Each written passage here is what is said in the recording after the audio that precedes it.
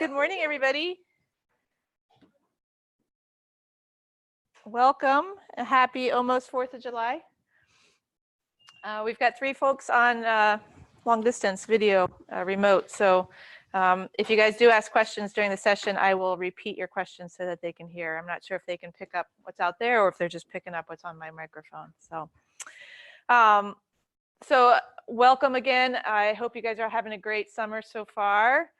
It's been nice and cool so far. Let's hope that stays the norm. But how's everything going? How's research going? Things going okay? Everybody making progress? This is often some of the most how should we say, scary period of the summer, because we're pretty much at the halfway point, and you guys are all going, oh my gosh, I got a lot to do. And that's okay. It's a natural thing to feel a little stressed and wigged out about it. That's okay. Don't worry about it. It may have taken you some time to get going and kind of get up to speed on what you're doing, but things are going to they're going to move a little faster from here on out as you get more comfortable with what you're doing and the procedures and everything in the lab. And you know who to go to now. You know who to talk to when you've got questions or problems, and you know who can be your resources for help. So if you're feeling any kind of anxiety or frustration along those lines, don't panic. And keep asking questions, keep coming in with requests if you have any questions or problems. So I'm gonna keep my chat window open in case our remote folks have any questions. They can pop us a chat. Okay, so we're gonna talk a little bit about writing an abstract today. So this is the goal of this is to help you get focused on your project, and then to also provide an abstract that we will put together with everyone's, and we will create an abstract book for the end of the summer. And we'll make that available on the website, so you can download it, you can send it to your mom and dad for Christmas, you can do whatever you want with this abstract book, but it's a record of everybody that's part of the summer program and the research that they did this summer. So we're going to go through a series of slides, and then I've got some actual abstracts that I want you guys to help me critique, and we'll go through those together. So first question, or the first comment about abstracts. So what is the purpose of an abstract?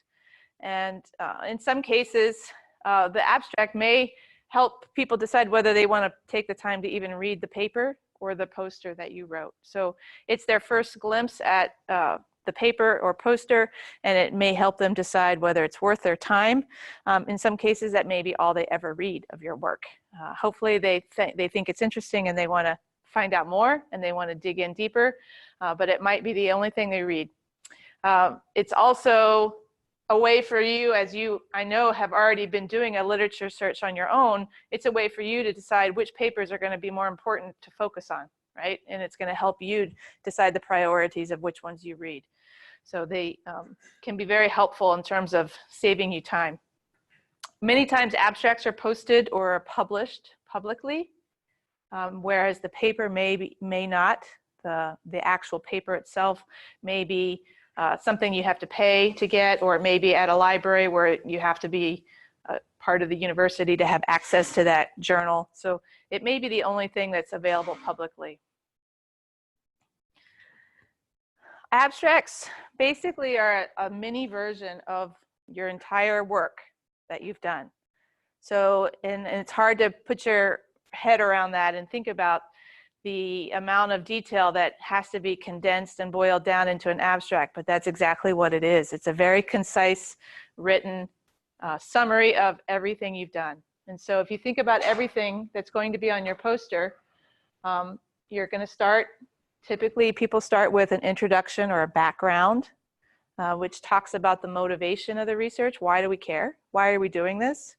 Then you'll talk about how you did it, the materials and methods, talk about some results, and you got to keep it, short results, not all the details. You don't want to get into the nitty-gritty details in your abstract. And then talk about those results and then what your conclusions are. And so these are all components that you'll see in a journal article. Many of you have been reading those. You'll see all those, but they get a whole section. And in an abstract, you might only give it 1 or 2 sentences. But all of these things are composed in an abstract or included in an abstract. It's just boiled down to kind of the big picture. For you guys, a lot of you may not have conclusions yet. You're at the halfway point, and many of you are just getting the point of having some preliminary data, maybe not even any preliminary data at this point, and that's okay. This is an accelerated program, and we are requiring this poster symposium at the end, right? Normally, if you were working in an environment throughout an academic year, you would only plan to go to a meeting when you were ready to go to that meeting. And this is a little forced in the sense that there's going to be a meeting on August 2nd, whether you're ready or not. And so we recognize that, and that's okay. And so your abstract may reflect that when you get to the results, and that's fine. I'll show you some of the tips and the secrets on how you can present what you think will be your data or your results without actually having any results yet. But in terms of the writing, like I said, all these components of your abstract are going to take up maybe 1 or 2 sentences. So succinct writing is key. It's how many keywords can you put in 1 sentence without a lot of fluff, basically. So the first thing let's start with is the title. So how do you decide what your title should be? Maybe you and your faculty mentor have already agreed on a title. That's great. Think about it. Look at your title. Think about it. Does it make sense? Could it be improved? Suggest a few alternatives, titles. Run them by some of your peers. I'm thinking about these 2 titles. Which one makes more sense to you? Because you're not really familiar with my research, so run it by your co-peers or colleagues. But you want that title to really represent what the paper is about. So as I scan through my abstract book, I can see the titles and oh, this one looks cool. I can tell a lot by just reading the title. And then I flip open to the abstract, read the abstract. Yeah, this one really looks neat. I want to go see this poster. Okay. So you want to have keywords in there. You want to have the focus of your work should be identified with those keywords. For technical scientific work, we really try to avoid being cute and poetic. I know that there's a place and a time for that. Creative writing is a great place for that. But in a scientific literature, you typically want to keep it professional. No cute and poetic type things. Okay, so we've got 2 titles here. I want you guys to read them both and give me some feedback on what you think about these titles. And for those of you online, feel free to throw some stuff up on the chat window.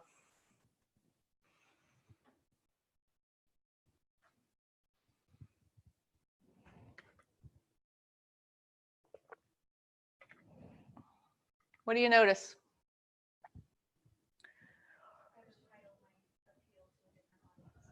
Which title? The first title appeals to a more general audience, and the second title is a little more scientific based. Yeah. Why do you say that? What is something about the first title?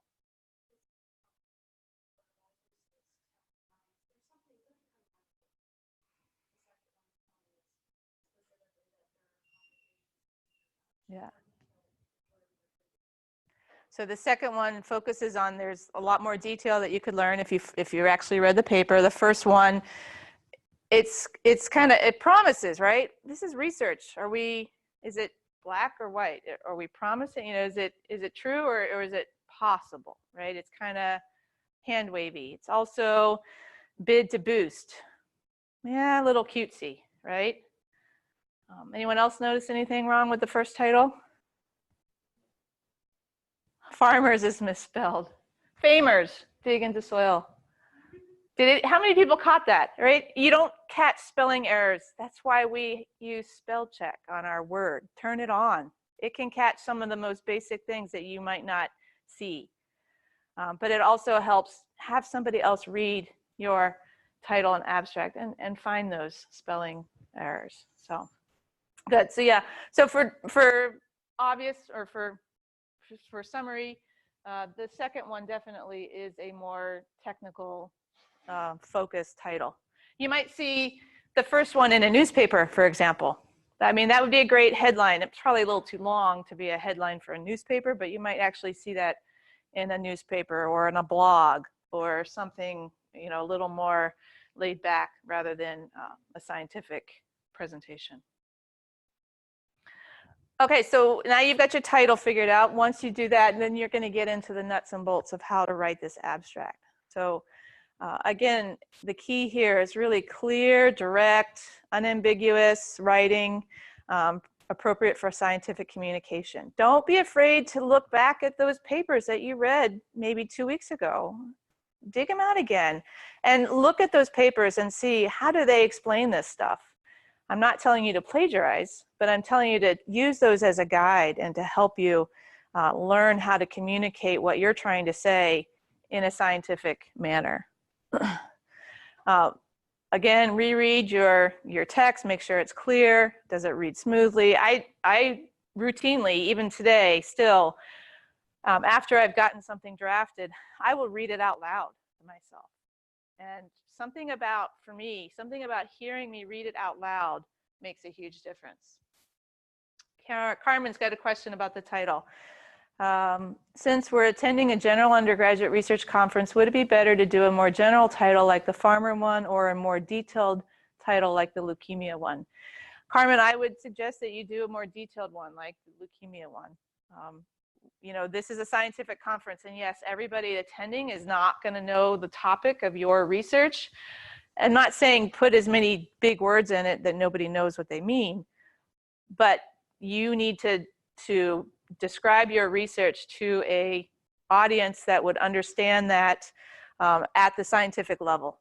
And so we're not trying to dumb down what we're doing. We're just trying to present it so that it's easily, or not, so it's understood, and it's using the scientific prose that we're writing or working in.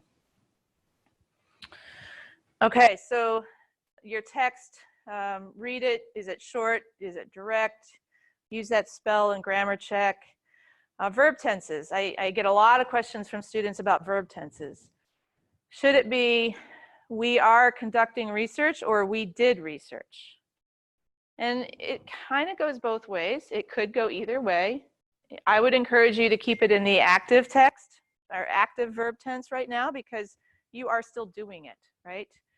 And you're going to say something like, results will show or results indicate instead of we found. You haven't found it yet. You're still doing it. If this were getting published and you were completely done with the research and everything was published, at that point you probably could go back and say, we did it this way, we did that, results showed, analysis indicated, past tense. But for now, active tense or present tense is perfectly fine. But whatever you decide to use, be consistent. Don't be switching back and forth. That's the key, really. Don't be starting it in active and then switching into passive and then going back to active. Active and passive voice, verb tenses. So the active and passive is, can anyone give me an example of what I mean by active and passive voice? How about the dog bit her? Or she was bit by the dog. Which one is which? The dog bit her, you're active. She was bit by the dog is passive. So again, this is where I'm talking about stick with one or the other. Don't go back and forth between the two. Both are acceptable, but stick to one type of voice. Okay, style points. In the abstract, a lot of people ask, should there be citations in my abstract? You know, a citation where you reference somebody else's work that came before yours. My general rule of thumb is I try to avoid citations, but that's not completely a requirement. So a citation typically is going to be a little too detailed, right? A citation typically is going to be you're citing somebody and the method that they use to get these results. And that's probably, most likely, is too detailed for your abstract.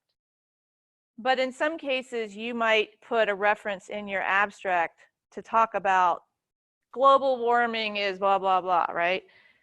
You might want to put a reference there because it's the big picture, it's the motivation for your research. So it's okay to provide a reference if it's absolutely critical, but my general rule of thumb is try to avoid putting references in your abstract. Your abstract should be generic and big picture, broad enough that you don't need to put references there. You're certainly going to have references within the rest of your work in your introduction and methods and procedures and stuff. You're going to have references there. But my general rule of thumb is try to avoid putting them in the abstract per se. Detailed reasoning, again, not in the abstract. Don't go into the details. Stay out of the weeds. You're looking at the 5,000-foot level of what you did this summer. So stay out of the details. Unnecessary phrases, you know, a lot of people will draw out all these things. Try to keep it simple. Results show this, ... The analysis revealed, ... Very simple, sweet, and to the point. You don't need to get into a lot of prose and long passive or long flowery prose, basically. Okay, I've got examples of these here. I want you guys to pair up with someone next to you. I've got 30 copies, so you might have to share. And read these and talk about them with each other and mark them up. Feel free to write on them and tell me what the problems are with these, or rank them as to which ones you think are best. Find a friend. Those of you online, Carmen, you guys can chat amongst each other online.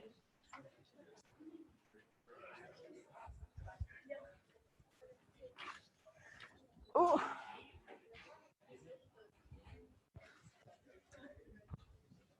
You need another one up there? I have one more.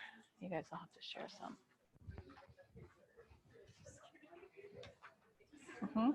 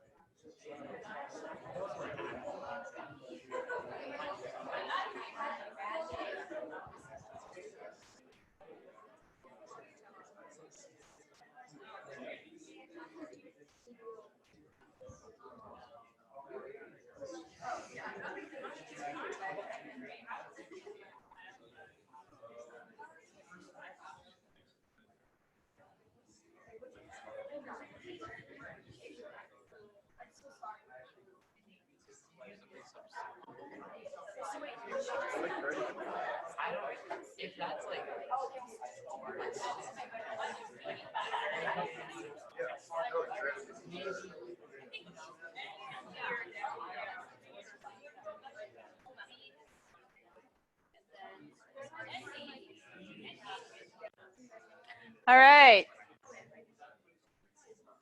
How did we do? What do you guys think? What's the worst one? Yeah, LOL, right? Okay. That one's up there just to make sure you're not sleeping. What's the next worst one? Why? In my opinion, it starts right off the bat. In my opinion, this is a blog post. This isn't a research study, right? Okay. That's you agree with what the online folks. Now we get down to the two that are left, B and C. Tell me a little bit about. Let's start with B.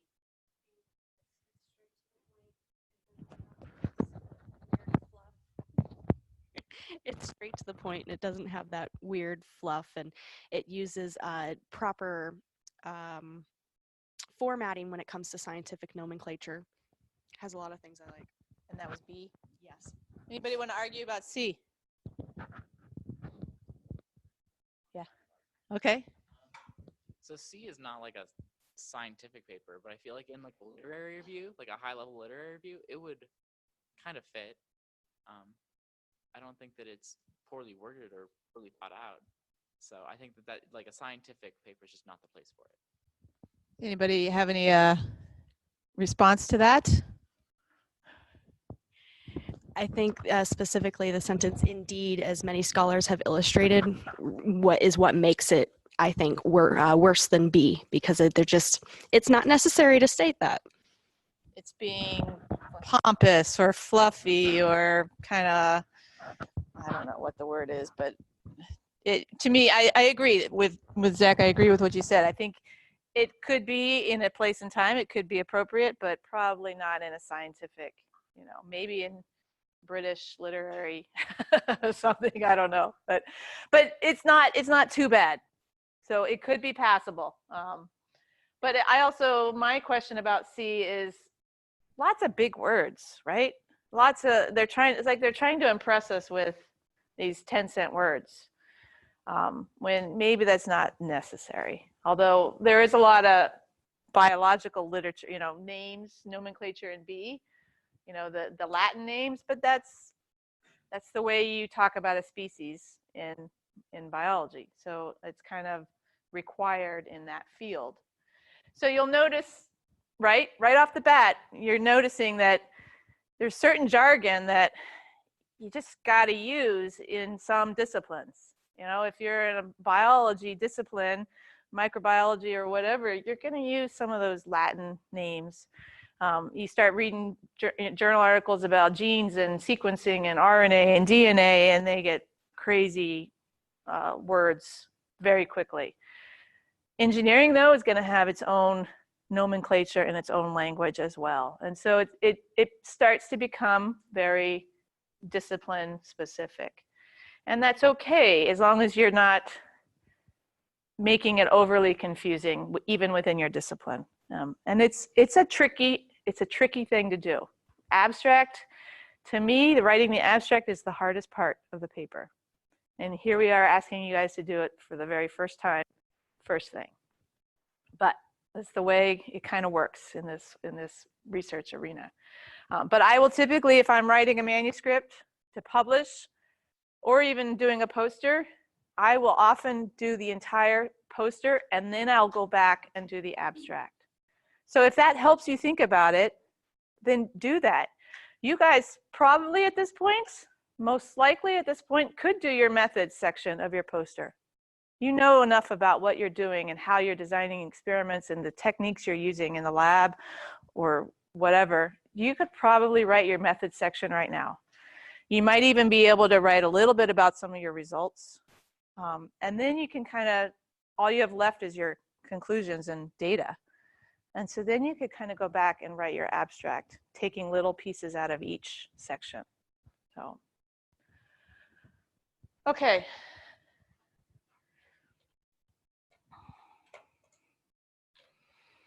All right, I want to look at some other abstracts kind of briefly and just give you an idea, but you all have abstracts at your fingertips, the papers that you have read to help you get started in this research. Every single one of them's got an abstract. And I encourage you, we're going to go through an exercise here at the very end with some abstracts that I brought, but I encourage you to go back and do that exercise with some of your own papers that you've read, the abstracts that you've already looked at. All right, so this is a paper that I use this paper in the class I teach, and it's about experimental evaluation of shark detection rates by aerial observers. Look at that title right off the bat. You have a pretty good idea what this paper is going to be about, right? Has something to do with detecting sharks using aerial observers. So there's no one in the water. They're flying a plane or something above the water, and they're trying to determine if they can detect those sharks with that technique. So this is the introduction, and I don't expect you to read it. It goes on and talks about the materials and methods. But their abstract that goes along with this, and I just take 2 or 3 minutes and read through this abstract real quick.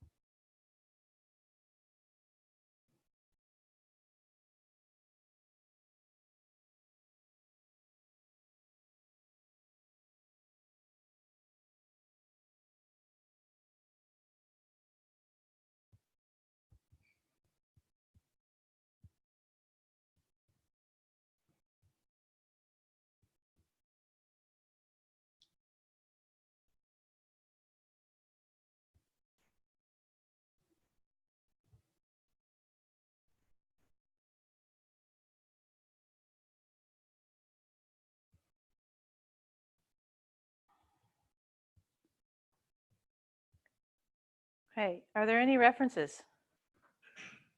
Nope. So they were able to write an abstract without getting into enough detail that they needed to cite something. First thing to note. Now, could you go back? Remember that what were the 4 or 5 pieces of the abstract that we need?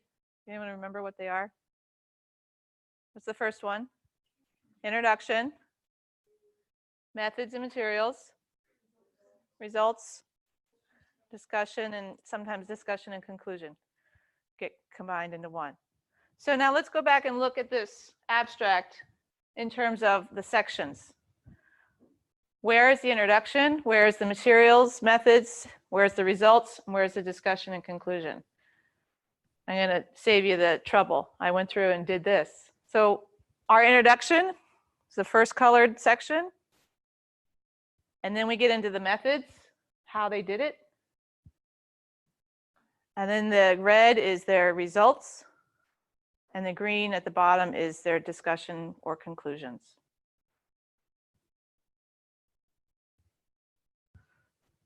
So see how every part of it is represented in the abstract, and each one is maybe 1 or 2 sentences. It's very challenging to do, but it can be done. And so I encourage you to think about that when you write your abstract, is how can you break it down? Okay, I need 1 or 2 sentences to talk about the motivation and the introduction of this work. I need a couple sentences to talk about how I'm going to do it or how I did it. A couple sentences to talk about the data, and then a couple sentences to wrap it all up. And that's those wrap it all up, that's going to be the hardest part. It's also going to be the part that you may not be able to write right now, and that's okay. All right. Okay, we're going to get on to an exercise at the end, but I want to just go through a few more nuts and bolts. This is actually how you're going to do it. So draft your abstract, review it, get some peers to review it. And then you're going to send your abstract to your co-authors. And you need to give it to them in plenty of time so that they can review it, so that you can make changes and still submit it to the Office of Undergraduate Research by their deadline. One of the best ways, in my opinion, is to do this in Word and then send it to your co-authors and ask them to please review it, and they can use track changes. So if you're not comfortable or familiar with what track changes are, ask me, come at the end, talk to me, I can show you, or ask some of your peers. But track changes is a great way. If you misspell something or they want to insert another word, they type it in, it shows up on your document in a different color, and you can see, oh, Dr. So-and-so suggested that I add this sentence, or Dr. So-and-so took this sentence out, and you can see it. And so it teaches you better writing, and it helps you understand where they changed your abstract and why. They can also leave notes in the margin that might say, this sentence is poorly written, please rewrite. So they're not going to do it for you, they're telling you, revise this sentence, it needs work. And if you send that document as a Word document to all of your authors, what typically will happen is so-and-so might get to it at 11 and make some changes, and hopefully they reply all. It goes back to the rest of your authors, and they can add their changes on top of what somebody else already did. So at the end, you end up with one document with everyone's revisions. Okay, so it's an easy and efficient way. Instead of sending an email to one of your co-authors, sending another email to another one of your co-authors, and then you get 4 versions back and you got to incorporate them all into one. It's tricky and challenging. So let's talk a little bit about authors. Who are your authors going to be? Who are your co-authors? Obviously, you are the primary author. Your name is first, and it should be listed first in your series of authors. Who else's name is going to be on there? Your lab partner. Who's your lab partner? Someone that's working on the same project with you? Okay, so you guys are 2 primary authors then. Or is your lab partner doing a different project? So you guys are going to do the same poster? Okay, so you have one poster between the 2 of you. So there's a good question. So go to your mentor and ask, do you expect us to work on one poster together and one abstract? And in that case, you both are the presenters of that poster. And whose name comes first is probably going to be alphabetical. Or are you expected to both be submitting 2 different abstracts, or a different abstract each, and each do a poster? So that's a question for your mentor. Okay. Who else's name is going to be on it? Grad student. Who's the grad student, the one that you're working with? And how are they working with you? They're teaching you. They're checking what you've done. They're looking at the data with you. Okay, they're very involved in the project. How about that grad student that showed you how to use the machine and you've never talked to them since? Would that grad student be listed? Probably not. Who does your grad student work for? Your PI. So your PI is going to be listed. Do you meet with your faculty mentor PI? What's PI? Principal investigator. Do you meet with that PI every day, or do you meet with the grad student more frequently? You meet with the grad student. Are you still going to list Michael Wolcott as your PI on the poster? Yes. Why? It's his research group. Exactly. That's basically it. If it weren't for his research group and it weren't for his grant that got the funding to do the research, and his grant that paid for the equipment that you're using in the lab, and his hiring of the grad student that you're working with now, you wouldn't be here. So you might not meet with your faculty mentor every week or even every 2 weeks, but behind the scenes, they're the ones responsible for your project that you're here doing. So in some cases, some of you are working directly one-on-one with a faculty and there's no graduate student involved. In other cases, you may only ever see the graduate student and occasionally you run into the PI. Either way, you're still going to list the PI as a co-author on your grant, on your poster, because ultimately it's their lab that you're working in and they are the ones that are responsible in a sense for all the grad students in that lab and all the research that gets done in that lab. What about me? Are you going to list me as a co-author on your poster? No. I appreciate it if you wanted to. I appreciate it. But you're not going to list me. I have nothing to do with your research. I may have made it possible for this program to exist, but I'm not possibly responsible for every single one of your research projects. You're welcome to acknowledge the program. That would be great. We'll talk about acknowledgements as well. But you're not going to list me as a co-author. So there's a fine line between who gets listed as a co-author and who is an acknowledgement in a paper or poster. So if you have any doubts or any questions, ask your graduate student or mentor, faculty mentor. Ask them. Say, okay, here's what I'm proposing for my title. Here's who I think should be listed as a co-author. Do you agree? Does that sound good to you? Or in your case, are we doing one poster or two? And how are we going to split it up if we're doing two? What am I going to present and what is my lab partner going to present? That's a great question. Ask now before it's the day before your posters due. And then other people that you might want to acknowledge that might not be listed as a co-author. Who are the other people in your program that have made it easy for you to do what you're doing, right? They may have run training programs for multiple students to teach you all how to run this equipment, and you'd be lost without them. And they're a person that you can go to every time the equipment breaks and the machine needs help. You know, that's someone that they're there to keep the machine running. They should be acknowledged. Their service was so critical for you to get your work done. But they really didn't help design the experiment and look at the data and analyze all your results with you, right? So they're probably not going to be a co-author. But have that discussion with your faculty mentor or your graduate student. Like this, the IT person who fixed your laptop, sure, acknowledge them. That's great. They were super helpful and they got you back up and running, but they weren't really part of the research that you did. So they should not be listed as a co-author. All right. Like I said, figure out who your co-authors are, and I encourage you to draft your abstract and send it to all of them at the same time. Dear lovely co-authors, here is my draft abstract. This is due July 15th. I would appreciate it if I could get comments back from you by July 13th or 14th or whatever, however much time you need, so that I can incorporate your changes and suggestions into the final version before I submit. So make it clear what you're asking from them. You need their feedback. You need to have it by a certain date. You can even say, if I don't hear from you by July 13th, I will make the revisions I do have and I will submit. And that sometimes will scare them enough to get their revisions back to you by July 13th. But make it clear to them that you have a deadline.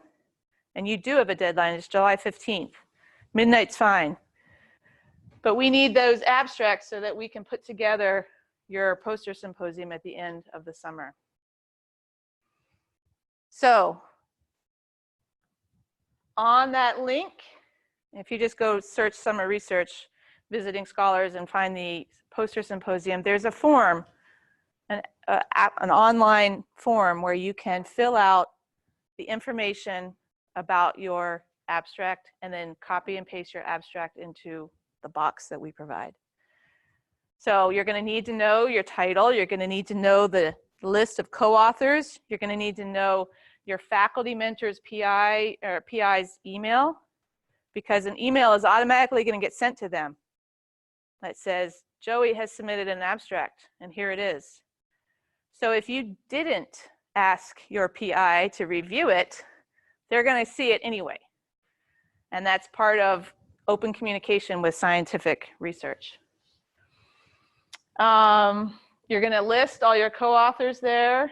And if you have any questions or problems, Michael Solomon is the man of the hour. Email him and ask, you're having problems, it won't accept this, whatever the problem may be, and we can troubleshoot that and make sure that it's working okay. And then, like I said before, email your mentors. Should I put Mary on a list of co-authors? Should she be included or not? These are the kinds of questions that are perfectly fine to ask.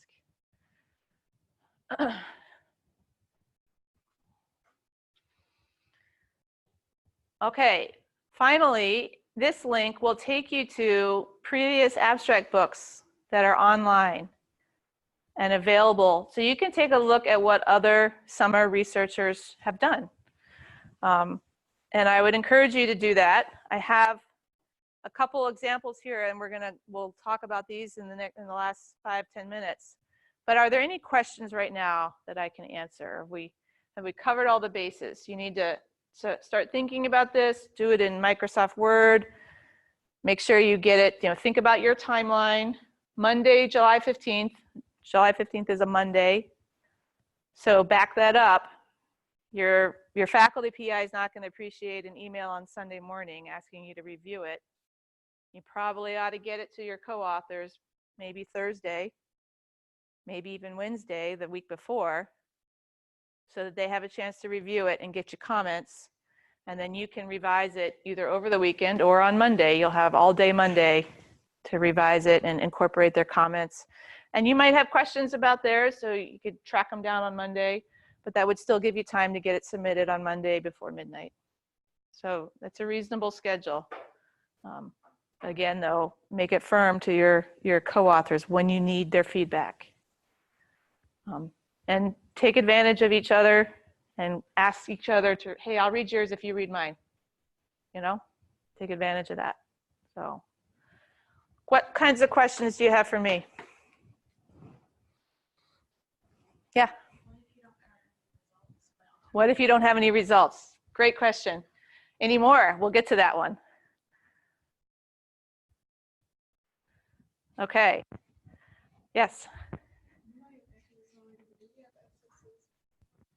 I will share the PowerPoint with you.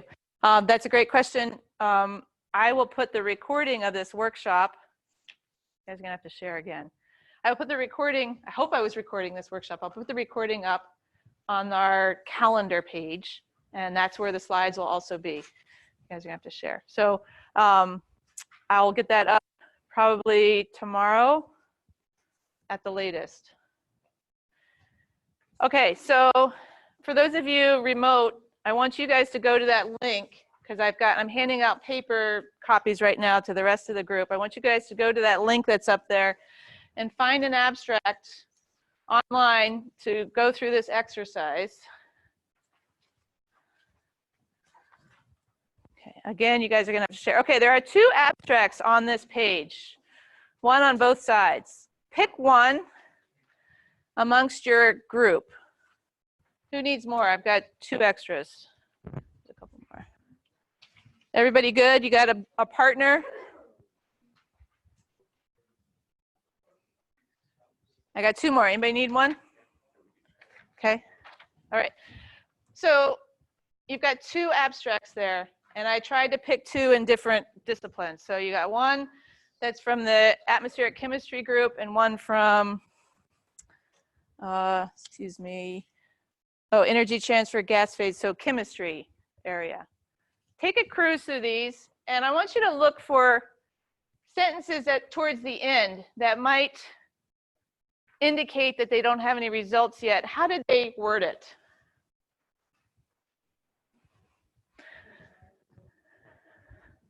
Hold on to that thought. Give everyone a chance to kind of read them.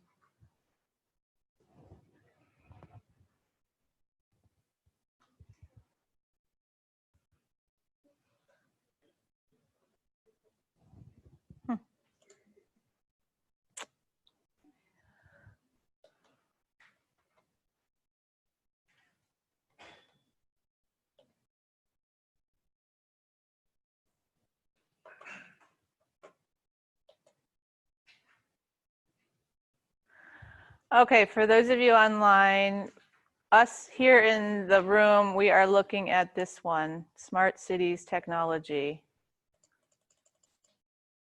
So take a look at that abstract. Okay. Let's see if they have any.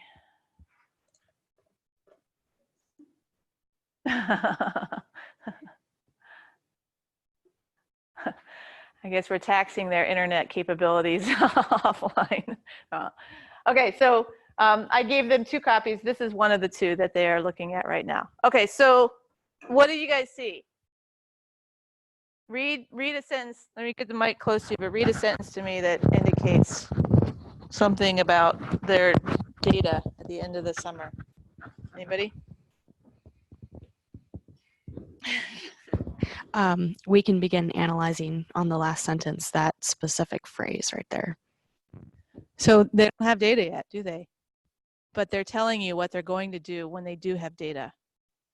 So we will begin, or we can begin analyzing air quality of various locations around Spokane to help educate the public about their air quality. This was a project where they built sensors and they mounted them in Spokane, and they're, so the whole gut of the project really was to get the sensor running and to test it in the lab and then to deploy it in Spokane. And so Christian, who did this research as a WSU student, didn't have the sensors built by July 15th. He was still working on building the sensor. And it wasn't until the last week or 2 of the program that he was actually getting data from the sensor. So we had no idea if the sensor was working until the last 2 weeks of the program. But he was able to write an abstract that gives you an idea of what the project is about. And it doesn't have any data in it, but it tells you that eventually when we do get data, we'll be able to look at the data and use that to educate the public of Spokane. How about the other abstract? Did anyone else read the other abstract? What did you see in that one? Anything?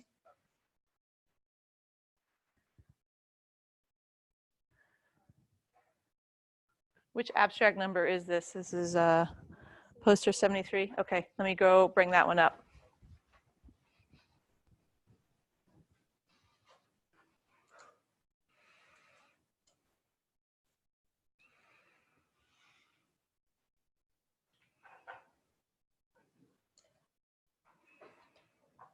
Okay, this one is the other one that they're reading.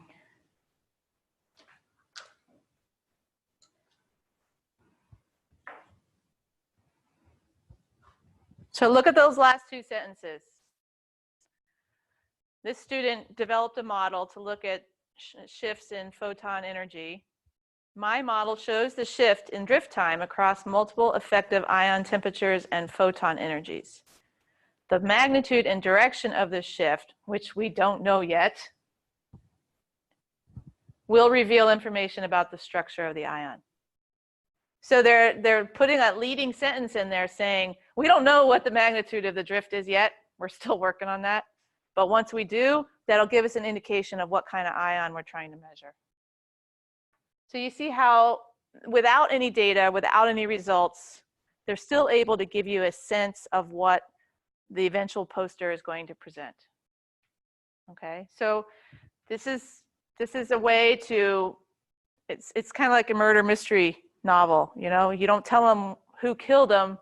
You're slowly leading them up to that discovery. And by August 2nd, you'll have the person who killed you'll have the villain in the model, in the mystery novel.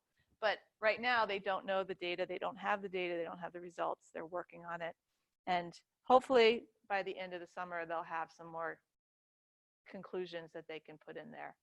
We saw X amount of drift in the shift, and that means we think it's this particular ion. So a lot of students will ask me at the end of the summer, and we'll talk about this again when we do a poster workshop. A lot of students will ask me at the end of the summer, can I just use this abstract on my poster? What do you think? Hopefully things have changed by the time you write this abstract and the time you do your poster. So my answer is, yeah, you might be able to use the first half of your abstract or the first 2/3, but hopefully you've got some results by the end of the summer to put on your poster. So we'll talk about that at the poster workshop. We don't need to jump ahead too far. Right now, let's just focus on abstracts, okay? All right, thank you guys. I'm here if you have more questions. Does anyone have anything that would benefit the whole group? If not, then I'll just hang out online and available. You can come up and ask me one-on-one. Happy 4th of July, guys.